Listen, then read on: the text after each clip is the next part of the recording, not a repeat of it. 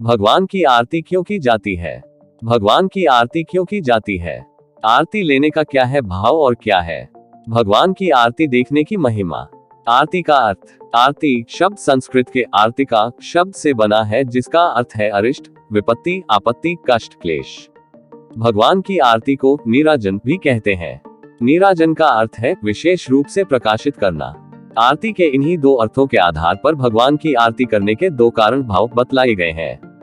प्रथम भाव है आरती या नीराजन में दीपक की लौ को देवता के समस्त अंग प्रत्यंग में बार बार इस प्रकार घुमाया जाता है कि भक्तगण आरती के प्रकाश में भगवान के चमकते हुए आभूषण और श्रीअंग की कांति की जगमगाहट का दर्शन करके आनंदित हो सके और उस छवि को अच्छी तरह निहार कर हृदय में स्थित कर सके। इसलिए आरती को नीराजन कहते हैं, क्योंकि इसमें भगवान की छवि को दीपक की लौ से विशेष रूप से प्रकाशित किया जाता है।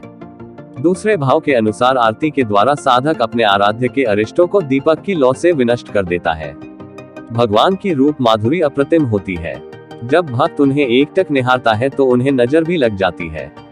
आरती के दीपक की लौ से भगवान के समस्त अरिष्टों को दूर करने का प्रयास किया जाता है। भगवान की आरती होने के बाद भक्तगण जो दोनों हाथों से आरती लेते हैं, उसके भी दो भाव हैं।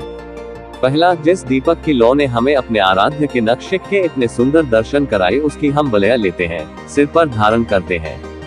दूसरा, जिस दीपक की बाती ने भगवान के अरिष्ट हरे हैं, जलाए हैं, उसे हम हमने मस्तक पर धारण करते हैं। कैसे करें भगवान की आरती? ये संसार पंच महाभूतों पृथ्वी, जल, अग्नि, वायु और आकाश से बना है। आरती में ये पांच वस्तुएं पंच महाभूत रहते हैं। पृथ्वी की सुगंध कपूर, जल की मधुर धारा घी, अग्नि दीपक की लौ, वायु लौ का हिलना, आकाश घंटा, घंटी, शंख, मृदंग आदि की ध्वनि। इस प्रकार संपूर्ण संसार से ही भगवान की आरती होती है। मानव शरीर भी पंचमहाभूतों से बना है।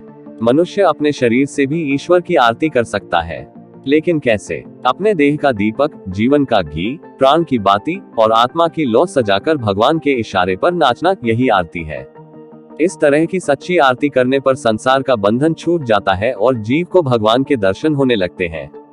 आरती करने की विधि। एक थाली में स्वस्तिक का चिन्ह बनाएं और पुष्प व अक्षत के आसन पर एक दीपक में घी की बाती और कपूर रखकर प्रज्वलित करें। प्रार्थना करें, हे गोविंद, आपकी प्रसन्नता के लिए मैंने रत्नमय दियत में कपूर और घी में डुबोई हुई बाती जलाई है, जो मेरे जीवन के सारे अंधकार दूर कर दे। फिर एक ही स्थान पर खड़े होकर भगवान की आरती करें। भगवान की आरती उतारते समय 4 बार चरणों में, 2 बार नाभि पर, 1 बार मुखमंडल पर व 7 बार सभी अंगों पर घुमाने का विधान है। इसके बाद शंख में जल लेकर भगवान के चारों ओर घुमाकर अपने ऊपर तथा भक्तजनों पर जल छोड़ दें। फिर मन से ही ठाकुर जी को साष्टांग प्रणाम करें। इस तरह भगवान की आरती उतारने का विधान है। घर में एक बाती की ही आरती करनी चाहिए, जबकि मंदिरों में 5, 7, 11, 21 या 31 बातियों से आरती की जाती है। भगवान की शुद्ध घी में डुबोई बाती से आरती करनी चाहिए। पूजन चाहे छोटा पंचोपचार हो या बड़ा षोडशोपचार, बिना आरती के पूर्ण नहीं माना जाता है। भगवान की आरती करने व देखने का महत्व। जिस प्रकार आरती के दीपक की बाती ऊपर की ओर रहती है, उसी प्रकार आरती देखने, करने व लेने से मनुष्य आध्यात्मिक दृष्टि से उच्चता प्राप्त करता है।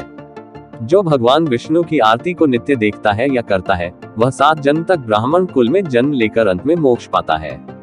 कपूर से भगवान की आरती करने पर अश्वमेध यज्ञ का फल मिलता है, साथ ही मनुष्य के कुल का उद्धार हो जाता है और अंत में साधक भगवान अनंत में ही मिल जाता है। घी की बाती से जो मनुष्य भगवान की आरती उतारता है, वह बहुत समय तक स्वर्गलोक में निवास करता है।